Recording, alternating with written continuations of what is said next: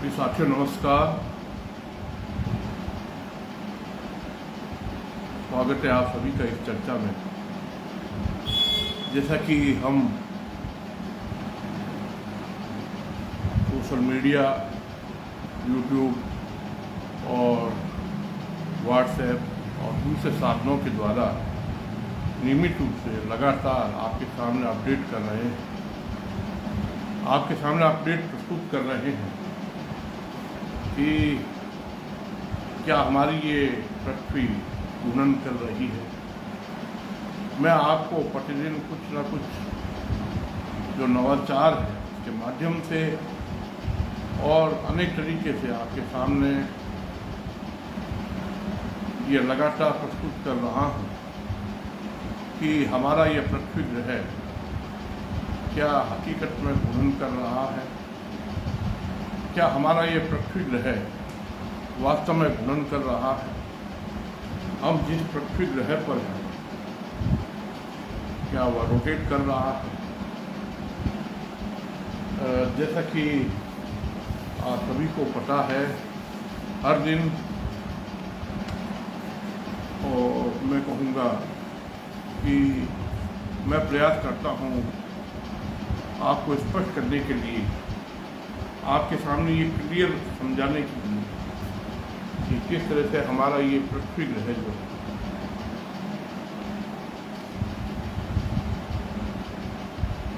ये घूर्णन नहीं कर रहा है। इस तरह से आपके सामने अनेक बार मैंने ये स्पष्ट करने का प्रयास किया है कि हमारे पृथ्वी ग्रह में हकीकत में हो क्या रहा। इस पेज को मैंने अनेक बार आपके सामने सोशल मीडिया, यूट्यूब और व्हाट्सएप के द्वारा कुछ साथियों को भेजा भी है, कुछ संस्थाओं को भी भेजा है, लेकिन अभी तक वैज्ञानिक और विज्ञान संचालक और विज्ञान के जितने भी लोग हैं, इसके साथ साथ बीकानेर का मीडिया, राजस्थान का मीडिया और इसके अलावा देश का मीडिया, दुनिया में भी ऐसी हलचल हो रही है, इसके प्रति पूरी तरह से गंभीर नहीं है। क्या पृथ्वी घूर्णन कर रही है? क्या ये बात सही है कि पृथ्वी में रोटेशन हो रहा है? जैसा कि मैं आप सभी के सामने नियमित रूप से अपनी बात कहने का प्रयास करता रहता हूँ कि हमारी ये पृथ्वी ग्रह, हमारा ये पृथ्वी ग्रह घूर्णन नहीं कर रहा है। इसके पीछे क्या तथ्य है, क्या वैज्ञानिक कारण है, क्या ऑब्जर्वेशन है, क्या डेटा है। तो मैंने इसमें आपके सामने जो ये पेज रखा, इसमें कुछ बिंदु रखे हैं, कुछ मूल पॉइंट रखे हैं, हिंदी में और इंग्लिश में दोनों में। तो मैं आपके सामने ये बातें रख रहा हूँ। हवाएं उत्तर व दक्षिण गोलार्ध में पृथ्वी के घूर्णन के साथ साथ नहीं चलती। जैसा कि नासा और दुनिया के अनेक खगोलीय संस्थाएं पृथ्वी के वायुमंडल में जो हलचल होती है, उसका मूवमेंट होता है, हवाओं में जो मोशन होता है, उसके बारे में आपको वीडियो, ऑडियो और फोटो के द्वारा, इमेजेस के द्वारा ये बातें बता रही हैं। हवाएं यानी atmosphere circulation is not moving. Atmosphere circulation is not with the rotation of the earth. पृथ्वी के घूर्णन के साथ साथ नहीं चल रही हैं।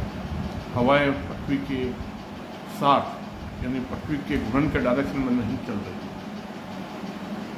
उत्तर और दक्षिण गोलार्ध में घूर्णन के साथ साथ नहीं चल रही, यानी नॉर्थन और साउथर्न हेमिस्फीयर में हवाएं पृथ्वी के साथ साथ एक ही डायरेक्शन में, एक ही दिशा में नहीं चल रही। महासागरों का जल यानी कि ओशियन वाटर सर्कुलेशन उत्तर व दक्षिण गोलार्ध में पृथ्वी के घूर्णन के साथ साथ नहीं चलता। यानी कि उत्तर गोलार्ध में जो महासागरों के पानी की मूवमेंट है और दक्षिण गोलार्ध में जिस प्रकार से महासागरों के पानी की मूवमेंट है वो पृथ्वी के रोटेशन के साथ साथ नहीं है, पृथ्वी के घूर्णन के साथ साथ नहीं है। इसके बाद पृथ्वी का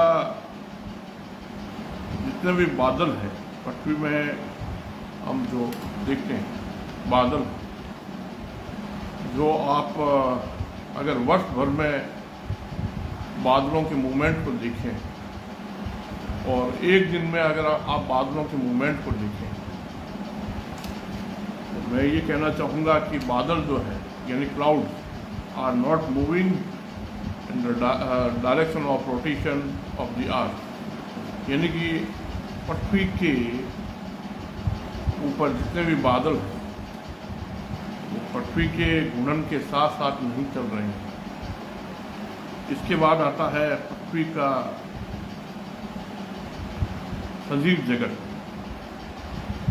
पृथ्वी का सजीव जगत यानी कि जितने भी मैमल्स, ऑर्थोपोडा, सिडेंटेटा, रेप्टिलिया जितने भी हैं, समुद्र के प्राणी हैं और उड़ने वाले प्राणी हैं और जमीन पर चलने वाले प्राणी हैं, पृथ्वी के घूर्णन के साथ साथ नहीं चलते। All living in water, in atmosphere and on the surface of the earth are not moving in the direction of rotation of the earth. इसके बाद अब वैज्ञानिकों का कहना है कि ये कोरियोलिस फोर्स के इफेक्ट से होता है। कोरियोलिस फोर्स के प्रभाव से नॉर्थर्न और साउथर्न हेमिस्फीयर में साइक्लोन और काउंटर साइक्लोन आते हैं। मान लिया कोरियोलिस फोर्स के प्रभाव से उत्तर और दक्षिण गोलार्ध में हवाओं का, पानी का, क्लाउड्स का मूवमेंट जो है अपोजिट डायरेक्शन होता है और चक्रवात, साइक्लोन, काउंटर साइक्लोन आते हैं, लेकिन फिर भी घूर्णन तो हो ही नहीं रहा। ये अगर कोरियोलिस इफेक्ट के कारण है तो घूर्णन कैसे हो रहा है, ये बात तो, ये प्रश्न तो फिर भी है। तो इसके बाद आप अगर पृथ्वी की सतह पर जो सॉलिड क्रस्ट पर हम बैठे हैं, नॉर्थर्न और साउथर्न हेमिस्फीयर में जो कॉन्टिनेंट्स का स्ट्रक्चर है, महाद्वीपों की संरचना है, उत्तर गोलार्ध में जो महाद्वीपों का स्ट्रक्चर है और दक्षिण गोलार्ध में महाद्वीपों का स्ट्रक्चर है, नॉर्थ पोल और साउथ पोल, आर्कटिक और अंटार्कटिका, इनका भी जो स्ट्रक्चर है, नोट कीजिएगा ध्यान से वो स्ट्रक्चर किस तरह का है।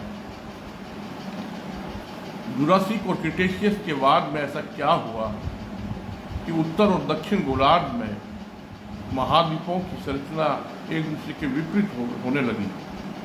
यानी नॉर्थर्न हेमिस्फीयर, साउथर्न हेमिस्फीयर में जो सॉलिड क्रस्ट है, जो लिथोस्फीयर क्रस्ट है, जो कॉन्टिनेंट्स है, उनकी संरचना जो है एक दूसरे के विपरीत है। ऐसा दुनिया में वैज्ञानिक लोग भी बात कर रहे हैं, शोध पत्र भी प्रकाशित हुए हैं। उत्तर अमेरिका की जो संरचना है, ध्यान से नोट कीजिएगा, कनाडा और इस प्रकार से ग्रीनलैंड के आसपास, और इस प्रकार से अगर आप उत्तर अमेरिका की संरचना देखें, उसके बाद मैक्सिको, पनामा, कैरिबियन, इन सभी की संरचना देखें, फिर दक्षिण गोलार्ध में दक्षिण अमेरिका और उसके नीचे ड्रैग पैसेज, उसकी संरचना को नोट करें। उत्तर और दक्षिण अमेरिका एक दूसरे के विपरीत मुड़े हुए लगते हैं। बीच में मैक्सिको, पनामा और जो ये स्थान है, यहाँ पे एक बेंडिंग दिखता है साफ और स्पष्ट। उसके बाद समुद्र के अंदर मिड अटलांटिक रिज जो इस प्रकार से एस प्रकार की आकृति लिए हुए है, तो ध्यान से देखिए। इसके बाद में वेस्टर्न यूरोप जो है, पश्चिमी यूरोप के कुछ देशों को देखिए, कुछ छोटे छोटे द्वीपों को देखिए और अफ्रीका की संरचना को देखिए, तो एक दूसरे के विपरीत इस प्रकार से इस प्रकार की आकृति दिए हुए, लहराते हुए, मुड़े हुए हैं। एशिया और यूरोप को अलग करने वाली एक पर्वत श्रृंखला भी है जो बेंड हुई है, और रसिया के ऊपर नोविया जेमिलिया नाम का एक छोटा सा द्वीप है, वो बेंड हुआ है। इस प्रकार से अगर इंडिया को देखें, भारत को देखें, तो भारत भी इस प्रकार से बेंड होके मुड़ा हुआ है। और हिंद महासागर में अगर आप अंदर सॉलिड क्रस्ट की संरचना को देखें तो वहाँ पर भी आपको बेंडिंग जैसा नज़र आएगा। तो इसके बाद में आप जो एशिया का पूर्वी हिस्सा है और फिलीपींस, कंबोडिया, सुमात्रा, जावा और इस प्रकार से सिंगापुर, ये जो स्थान है इस प्रकार से बेंड हुए हैं। तो नीचे ऑस्ट्रेलिया, उसकी भी संरचना को नोट कीजिए, थोड़ा सा बेंडिंग है। इस तरह से अगर हम हवाई द्वीप समूह को देखें तो हवाई बैंड के बारे में सभी लोग, भूवैज्ञानिक भी जानते हैं और अनेक लोग जानते हैं। और न्यूजीलैंड के पार्ट को देखिए, इस प्रकार से मुड़ा हुआ, और हवाई द्वीप समूह इस प्रकार से मुड़ा हुआ। यानी कि पूरे विश्व के मानचित्र पर ध्यान देने पर पता चलता है कि उत्तर और दक्षिण गोलार्ध की संरचना, यानी उत्तर नॉर्थन हेमिस्फीयर में जितने भी द्वीप और महाद्वीप हैं, छोटे बड़े द्वीप और बड़े महाद्वीप हैं, और दक्षिण गोलार्ध में जितने भी महाद्वीप हैं, वो एक दूसरे से अपोजिट डायरेक्शन में बेंड है। आप क्या सोचेंगे?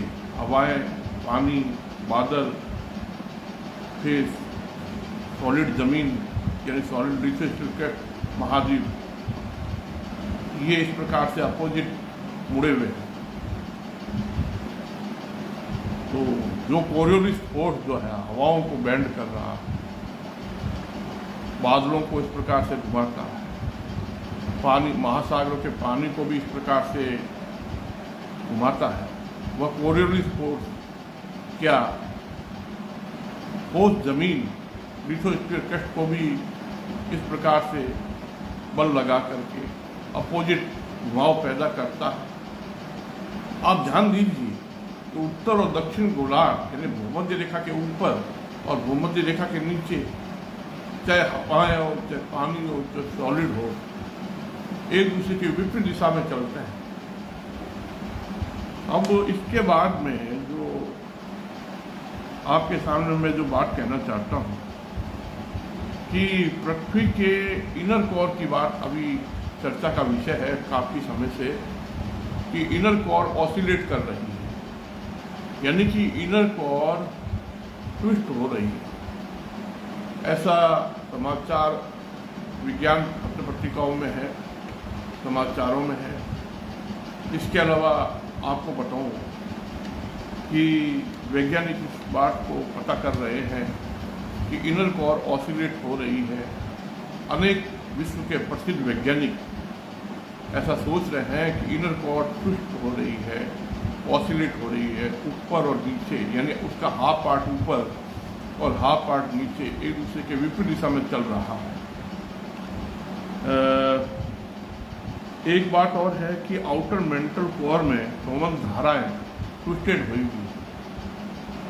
तो आपको मैंने ये 7 बातें बताई, बादलों के बारे में, हवाओं के बारे में, पानी के बारे में, सॉलिड ज़मीन के बारे में, सजीव जगत के बारे में यानी कि लिविंग्स के बारे में, उसके बाद इनर कोर, आउटर कोर। अब हम चलते हैं मैग्नेटिक फील्ड के रिवर्सल की बात करते हैं। तो मैग्नेटिक फील्ड ऐसा तो है नहीं कि नॉर्थ पोल साउथ पोल पर चला जाएगा और साउथ पोल नॉर्थ पोल पर चला जाएगा, सिंपली ऐसा तो है नहीं।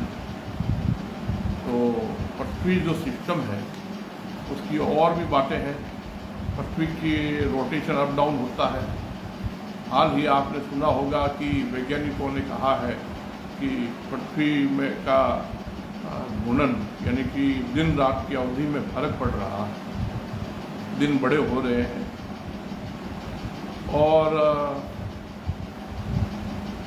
इसके अलावा पृथ्वी जो है वो 26 सेकंड में ऑसिलेट करती है, धड़क रही, उसमें कंपन हो रहा है, वाइब्रेशन हो रहा है, धड़कन हो रही। एक शोध पत्र ये बताता है कि पृथ्वी का पूरा सिस्टम जो है वो 6 वर्ष में ऑसिलेट कर रहा है। प्रिय साथियों, आप इन सभी बातों को यूनिफाइड करके एक फ्रेम में सोचते हुए, एक पूरा अर्थ सिस्टम की बात में सोचते हुए फिर सोचिए कि आखिर पृथ्वी में ऐसा क्या है जो घूर्णन कर रहा है। उत्तर और दक्षिण गोलार्ध में टेक्टोनिक हलचल होती है, जमीन के अंदर जो हलचल हो रही है उत्तर गोलार्ध में और दक्षिण गोलार्ध में सिस्मिक एक्टिविटीज को नोट की, टेक्टोनिक एक्टिविटीज को नोट की, जो अर्थक्वेक डेटा बताते हैं कि उत्तरी गोलार्ध में जो फोर्स लग रहे हैं वो इस डायरेक्शन में और दक्षिण गोलार्ध में जो फोर्स लग रहे हैं वो इस दिशा में। तो वर्ल्ड मैप को अगर आप ध्यान से सोचें कि आखिर ऐसा पृथ्वी में क्या है जो घूर्णन कर रहा है, घूर्णन जैसा कुछ हो ही नहीं रहा है। मेरा ये कहना है, हाल ही में आपने डॉर्ज आंगचुक जो Indian institute of astrophysics Ladakh में हैंडे में एक खगोल शास्त्री है, उन्होंने एक वीडियो बनाया, एक वीडियो शूट किया कि कैसे हमारे पृथ्वी पर खड़े होकर पृथ्वी के घूर्णन को दिखाया जा सकता है। दुनिया में और भी अनेक फोटोग्राफर, वीडियोग्राफर हुए हैं, अनेक खगोल शास्त्री हुए हैं जो धरती पर खड़े होकर किसी स्थान से पृथ्वी को घूर्णन करते हुए ऐसे वीडियो बना रहे हैं कि पृथ्वी घूर्णन कर रहे हैं। ऐसे वीडियो उन्होंने शूट किए हैं, रिकॉर्ड किए हैं और उन्होंने ये दिखाया है दुनिया के लोगों को, देखिए पृथ्वी के घूर्णन का ये प्रमाण है, ये प्रूफ है। लेकिन सोचने की बात, हैरानी की बात, आप पृथ्वी पर किसी स्थान पर खड़े हैं और आसमान में सूर्य, तारे, गैलेक्सियों को, नेबुलाओं को पूर्व से पश्चिम की ओर चलते देख करके, हमारे मिल्की वे के इस प्रकार के चित्रों को देखकर, इस प्रकार के वीडियो को देख के आप सोच रहे हैं कि ये घूर्णन है पूर्व से पश्चिम की तरफ इस प्रकार से। तो प्रश्न ये है कि जब पूरे अर्थ सिस्टम को ध्यान से नोट किया जाता है, सैटेलाइट से अगर निकट से देखें तो पृथ्वी में क्या दिखता है और दूर से देखें तो कैसी दिखाई देती है। नासा के वैज्ञानिकों ने इस प्रकार से नोट किया है कि अर्थ ए लिविंग क्रिएचर, ये वीडियो यूट्यूब पर है और नासा की वेबसाइट पर है और उन्होंने इसको ध्यान से नोट किया है कि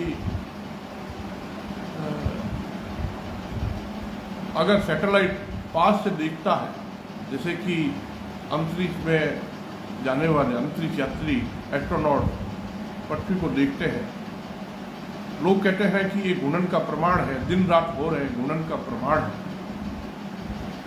और क्या आपके अनुसार फिर क्या पृथ्वी स्थिर है, क्या कांस्टेंट है? पृथ्वी कांस्टेंट नहीं, स्थिर नहीं।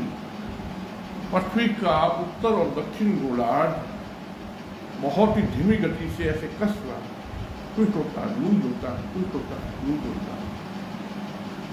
ऐसा में हवाओं के, पानी के, बादलों के, सॉलिड जमीन के, यानी कि महाद्वीपों की संरचना के, उसके बाद पृथ्वी के अंदर जो इनर कोर, आउटर कोर है, फिर लिविंग से। इसके अलावा पृथ्वी का जो रोटेशन है, अप डाउन होता है, एक कांस्टेंट नहीं रहता। पृथ्वी में वॉबलिंग होता है, यानी कि पृथ्वी का टिल्ट जो है इस प्रकार से बदलता है। पृथ्वी में प्रीसेशन होता है।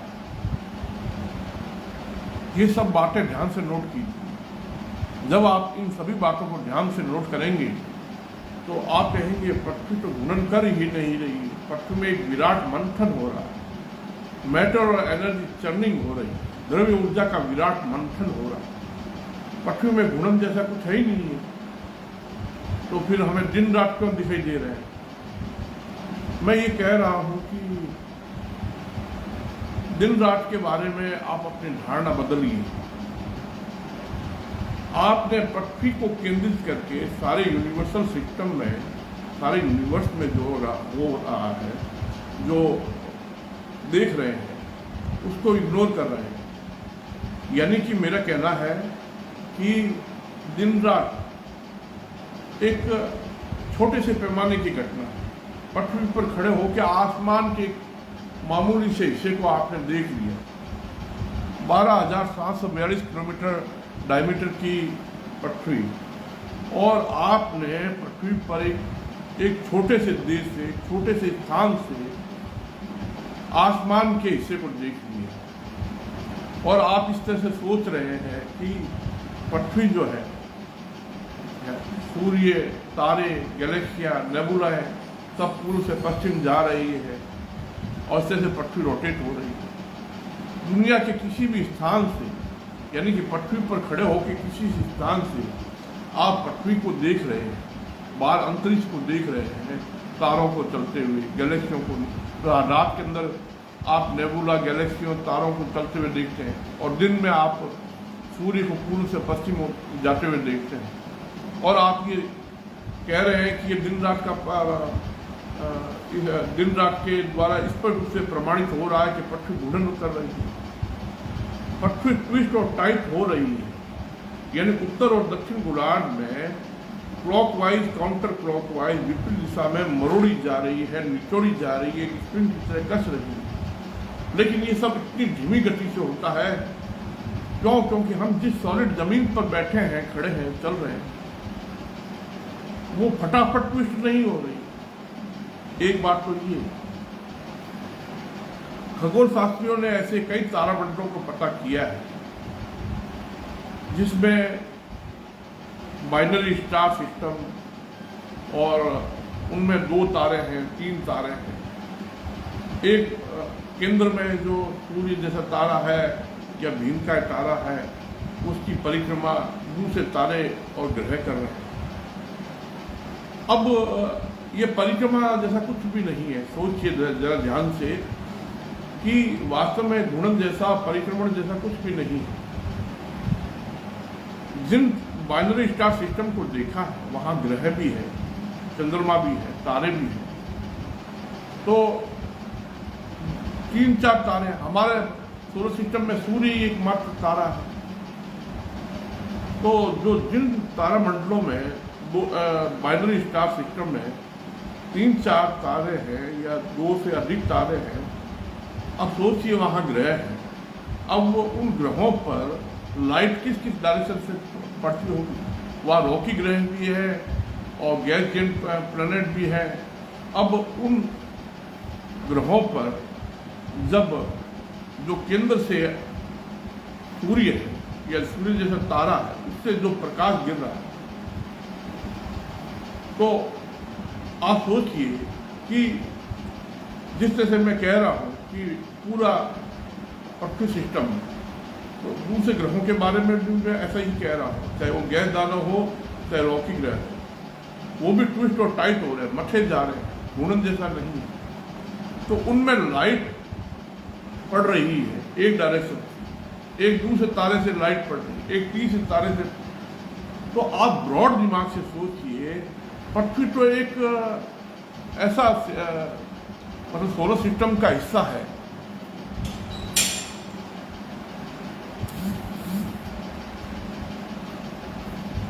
तो पृथ्वी तो सोलर सिस्टम का एक ऐसा हिस्सा है जहां पर केवल सूर्य का प्रकाश गिर रहा है। एक तारे का। लेकिन खगोल शास्त्रियों को ऐसे बाइनरी स्टार सिस्टम और ऐसे कई तारामंडल सौरमंडल मिले हैं जिनमें 2-2, 3-3 तारों का प्रकाश एक ग्रह पर, एक लौकिक ग्रह पर और चंद्रमाओं पर और गैस दानों पर पड़ रहा है। तो वहाँ दिन रात की बात क्या होगी, सोचिए, जरा सोचने की बात है। तो पृथ्वी जैसे ग्रहों यानी कि हमारे सोलर सिस्टम में दिन रात की बात करते हैं। मैं पूरे यूनिवर्स की बात कर रहा हूँ, पृथ्वी ही केवल नहीं बल्कि पूरे यूनिवर्स की बात कर रहा हूँ, पूरी गैलेक्सी की बात कर रहा हूँ कि वास्तव में हकीकत में दिन रात को भूल जाइए। हकीकत में आप लार्ज स्केल पर अगर सोचें तो हमारा ये पृथ्वी सिस्टम जो है एक स्प्रिंग की भांति कसा जा रहा है और लूज हो रहा है, धड़क रहा है, वाइब्रेट हो रहा है, पल्सेट हो रहा है, ऑसिलेट हो रहा है और साइक्लिक नेचर है। तो आप सोचिए कि ये तो केवल बात तो क्या है कि प्रकाश और छाया का खेल है दिन रात। हकीकत में तो ये ऐसा कुछ है ही नहीं। तो आप ब्रॉड दिमाग से सोचें कि पूरे यूनिवर्स में oscillating, vibrating, pulsating, cyclic nature ये ग्रहों की और तारों की, और अगर आप पृथ्वी के नॉर्थर्न और साउथर्न पार्ट की बात करते हैं, दूसरे ग्रहों की बात कीजिए, सूर्य और तारों की बात कीजिए, ब्रह्मांड में नेबुलाएं हैं उनकी बात कीजिए, गैलेक्सियां उनकी बात कीजिए, सर्पिल गैलेक्सियां, इलिप्टिकल गैलेक्सियां हैं, तो सभी का नॉर्थर्न और साउथर्न पार्ट एक दूसरे के विपरीत है। आपको बताऊं कि स्टार टेल की बात करता हूं मैं, तो अगर नॉर्थ पोल पर और साउथ पोल पर स्टार टेल को देखें, इक्वेटोरियल पार्ट में देखें तो एक दूसरे के विपरीत है। यानी कि अगर नॉर्थर्न हेमिस्फीयर में चंद्रमा को देखें और साउथर्न हेमिस्फीयर में चंद्रमा को देखें तो उल्टा दिखता है, कॉन्स्टेलेशन भी उल्टी दिखती है, तारे भी उल्टे चलते दिखाई देते हैं। और नॉर्थ पोल साउथ पोल पर स्टार टेल की बात होती है। तो आप सोचिए, स्टार टेल को अगर हम पूरे ग्लोब की बात करें, मैं आपको बता रहा हूं कि पृथ्वी घूर्णन नहीं करती, पृथ्वी ऑसिलेट कर रही है, वाइब्रेट कर रही है, ट्विस्ट और टाइट हो रही है, पृथ्वी में द्रव्य ऊर्जा का विराट मंथन हो रहा है। इसका प्रमाण हमारे आसपास के जीव जंतुओं, मनुष्य पर भी, जीव जंतुओं पर, कीट पतंगों पर, पेड़ पौधों पर, सभी पर पड़ रहा है। इसके कारण उनकी हैबिट में भी ट्विस्टिंग टाइटनिंग है और साथ में उनके बॉडी स्ट्रक्चर में भी ट्विस्टिंग टाइटनिंग है।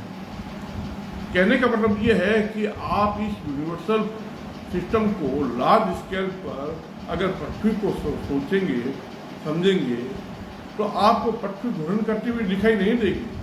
अब गैलीलियो और कोपरनिकस की बातें बहुत पीछे चली गई। तो पृथ्वी अपने स्थान पर स्थिर नहीं बल्कि द्रव्य ऊर्जा का मंथन करता हुआ एक पिंड है। इस प्रकार से धीरे धीरे कसता, इस प्रकार से लूज होता है। तो मैं ये कहना चाहता हूँ कि विराट पैमाने पर, बड़े पैमाने पर, लार्ज स्केल पर अगर आप सोचेंगे, देखेंगे, समझेंगे, पृथ्वी अगर अंतरिक्ष में पृथ्वी को देखें और धरती पर खड़े होकर के पृथ्वी को, आसमान को देखें, फर्क है उसमें। अगर अंतरिक्ष से पृथ्वी को देखें तो पृथ्वी द्रव्य ऊर्जा का मंथन करता हुआ एक पिंड है, और धरती से आसमान को देखें, मामूली से हिस्से को। आप कहेंगे कि आप मामूली से हिस्से को क्यों कह रहे हैं? 12,742 किलोमीटर डायमीटर की पृथ्वी, आप पृथ्वी पर थोड़े से स्थान से आसमान के एक अल्प हिस्से को देख रहे हैं। थोड़ा अपना दिमाग लगाइए कि आपने बहुत मामूली से पूरी पृथ्वी को कवर नहीं किया है। अगर आप पूरी पृथ्वी को कवर करेंगे, पूरे अर्थ सिस्टम को कवर करेंगे, चंद्रमा को भी शामिल करते हुए, चंद्रमा भी पृथ्वी की परिक्रमा नहीं कर रहा है, वो बेरी सेंटर की परिक्रमा कर रहा है। बेरी सेंटर यानी कि सेंटर ऑफ ग्रेविटी। तो एक्चुअल में अगर आप पूरे पृथ्वी सिस्टम की बात करें तो पृथ्वी ऐसे धड़क रही है, ऑसिलेट कर रही है, वाइब्रेट कर रही है, पल्सेट कर रही है। पृथ्वी द्रव्य ऊर्जा का विराट मंथन हो। लेकिन इतने धीमी गति से हो रहा है, इतना स्लो मोशन में, rate of twisting and tightening is more important. इतना महत्वपूर्ण है कि आपको ऐसा लगेगा कि कुछ हो ही नहीं रहा ऐसा सब। लेकिन अगर धीरे धीरे सब चीज़ों को नोट करें, एपरेटस से आप नोट करें, तो पटरी धड़कती हुई, वाइब्रेट करती हुई, पल्सेट करती हुई, ऑसिलेट करती हुई, पटरी का नेचर साइक्लिक ऐसा पता चलता है। तो उस दृष्टि से देखें, विराट दृष्टिकोण से देखें, लार्ज पॉइंट ऑफ व्यू से देखें, तो पृथ्वी में घूर्णन जैसा कुछ हो ही नहीं रहा। हमने ये वर्षों से धारणा बना रखी है। गैलीलियो ने कहा कि सारे ग्रह सूर्य की परिक्रमा कर रहे हैं। कोपरनिकस ने थ्योरेटिकल आधार पर इस बात को कहने का प्रयास किया। ब्रूनो ने भी ऐसा कहा। लेकिन आप सोचिए, तो वास्तव में हकीकत में क्या हो रहा? तो अगर यूनिवर्सल सिस्टम के अनुसार, जैसा कि मैंने बताया कि हवाओं के, पानी के, क्लाउड्स के, सॉलिड जमीन के, महाद्वीपों के स्ट्रक्चर को नोट करें, इसके बाद इनर कोर, आउटर कोर, उसके बाद ऑल लिविंग्स की बात करें, तो पृथ्वी विराट रूप से मठी जा रही है, मंथन हो रहा है दिन रात। फिर उसकी व्याख्या क्या हुई? डे एंड नाइट हो रहे हैं। तो हम पृथ्वी पर छोटे से स्थान से अगर आसमान के को देख करके अगर कहते हैं कि देखिए ये वीडियो हमने शूट किया है, और देखिए इस तरह से हम कह रहे हैं कि ये प्रमाण है दिन रात कि पृथ्वी घूर्णन कर रही है, ये एकदम भ्रम है। क्योंकि आपने बहुत ही छोटा क्लिप बनाया, वर्ष भर की क्लिप बनाई, पूरे ईयर की बनाई, 10 साल की बनाइए, 50 साल की बनाइए, 100 साल की बनाइए।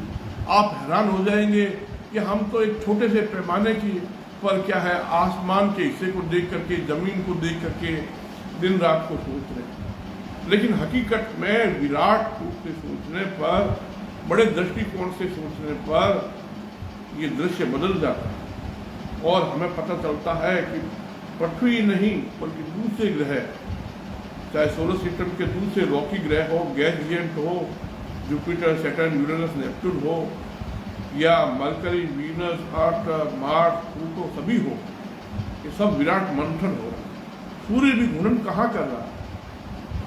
सारे ग्रह सूर्य की परिक्रमा ही नहीं कर रहे हैं, और ये हमने धारणा बना रखी। फिर लोग कहते हैं कि ऋतुएं कैसे हो रही है, तो ऋतुएं हो रही है, लेकिन ये सब बहुत छोटे पैमाने की बातें हैं। मिलानकोविच साइकिल, यानी कि मौसम तंत्र को समझाने वाला मिलानकोविच साइकिल ये बताता है कि हजारों सालों में किस प्रकार से पृथ्वी का क्लाइमेट चेंज हो रहा है, कैसे पृथ्वी में ऋतुएं बदल रही हैं। सब कुछ विराट मंथन हो रहा है। सूर्य में सन स्पॉट की संख्या घटती बढ़ती है। एक पूरे सोलर साइकिल की बात कीजिए, 11.1 वर्ष का जो सोलर साइकिल होता है, तो उसमें पूरा सूर्य मिनिमम से मैक्सिमम की तरफ बढ़ता है। इस तरह से सूर्य के अंदर सौर ज्वाला ट्विस्टेड हुए हुए निकलती है। और सोलर वेदर को नोट कीजिए, सोलर वाइंड्स को नोट कीजिए। सूर्य का मैग्नेटिक फील्ड एक पूरे सौर चक्र में रिवर्स हो जाता है।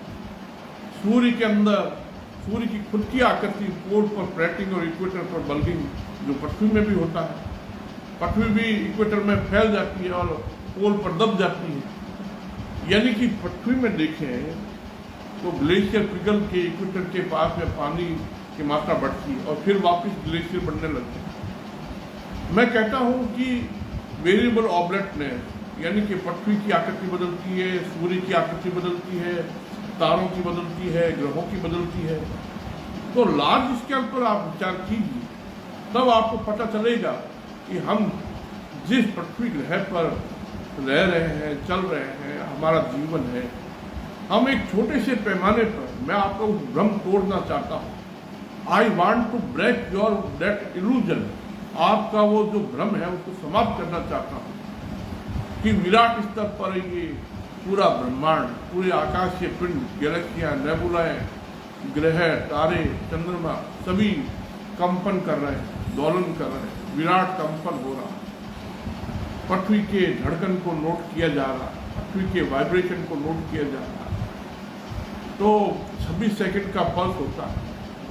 वो तो एक दिन की बात है। जब विराट रूप से बड़े पैमाने पर सोचेंगे तो हमारी ये पृथ्वी सिस्टम जो है, जिसमें ज्वार भाटे भी आते हैं, लोग कहते हैं ये ज्वार भाटे आ रहे हैं, चंद्रमा जो है पृथ्वी के पानी को खींचता है, इससे पृथ्वी हर पूर्णिमा अमावस में इस प्रकार से अमावस के दिन और पूर्णिमा के दिन महासागर में जो हलचल होती है। तो मैं कहता हूँ पूरा अर्थ सिस्टम इस प्रकार से कसा जा रहा है और लूज हो रहा है, टाइट और लूज हो रहा है, लेकिन ये सब बहुत धीमी गति से हो रहा है। इसलिए हमें दिन रात दिख रहे हैं और पृथ्वी सूर्य की परिक्रमा करते हुए दिख रही है। दूसरे ग्रहों के साथ भी ऐसा ही है। तो vibration, oscillation, twisting, tightening, clockwise, counter clockwise, और इस प्रकार से प्रत्येक आकाशीय पिंड का आधा भाग ऊपर आधा भाग नीचे, यानी half part above and half part lower एक दूसरे के विपरीत चलता है। उसके मिडल यानी इक्वेटर से ऊपर और इक्वेटर से नीचे चाहे सूर्य हो। हाल ही में सौर वैज्ञानिकों ने ये पता किया है कि सूर्य में अकाउस्टिक वेव चलती है नॉर्थन और साउथर्न हेमिस्फीयर में अपोजिट डायरेक्शन में। सोचिए सूर्य के साथ साथ दूसरे तारों में क्या हो रहा हो, दूसरे ग्रहों और नेबुलों में क्या हो रहा हो, चंद्रमाओं में क्या हो रहा हो। गैलेक्सियों की सर्पिल आकृति इस प्रकार से ट्विस्टिंग और टाइटनिंग के कारण बन रही है। तो इस संपूर्ण ब्रह्मांड पर बात करने पर मैं एक थ्योरी प्रस्तुत कर रहा हूँ, उसका नाम है the oscillating universe. The oscillating universe का यही तात्पर्य है कि half part of universe is moving clockwise and half part of universe is moving opposite counter clockwise। इस तरह से हमारा ये यूनिवर्स जो है मथा जा रहा है, इसमें द्रव्य ऊर्जा मथी जा रही है, यानी डार्क मैटर और डार्क एनर्जी का चर्निंग हो रहा है। तो साथियों, ये वीडियो कैसा लगा, लाइक कमेंट शेयर जरूर करें, अपने मित्रों से चर्चा करें, अपनी संस्था में चर्चा करें। मैं देश भर के उन विज्ञान संचालकों, वैज्ञानिकों, बुद्धिजीवियों से निवेदन करूंगा कि कृपया विचार करें, क्या पृथ्वी घूर्णन करती है, क्या वास्तव में पृथ्वी में घूर्णन हो रहा है। इसको बड़े पैमाने पर सोचिए और इस भ्रम को तोड़िए, इस भ्रम को खत्म करिए कि पृथ्वी घूर्णन कर रही है।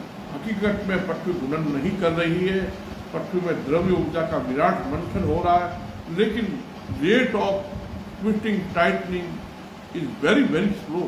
आपको तत्काल नहीं दिखेगा, तत्काल तो आपको दिन रात ही दिखेंगे। जैसे घड़ी के 3 सुइयां होते हैं, घंटा, मिनट और सेकंड। घंटे का सुइयां बहुत धीमा चलता, मिनट का पार्ट चलता, सेकंड का साथ और पार्ट चलता। तो मेन जो कमानी है घड़ी की, मैकेनिकल क्लॉक की, वो सारी घड़ी को कसी हुई रखती है। इसी प्रकार से हमारा जो अर्थ सिस्टम है पूरा कसा हुआ है और इस प्रकार से वाइब्रेट हो रहा है।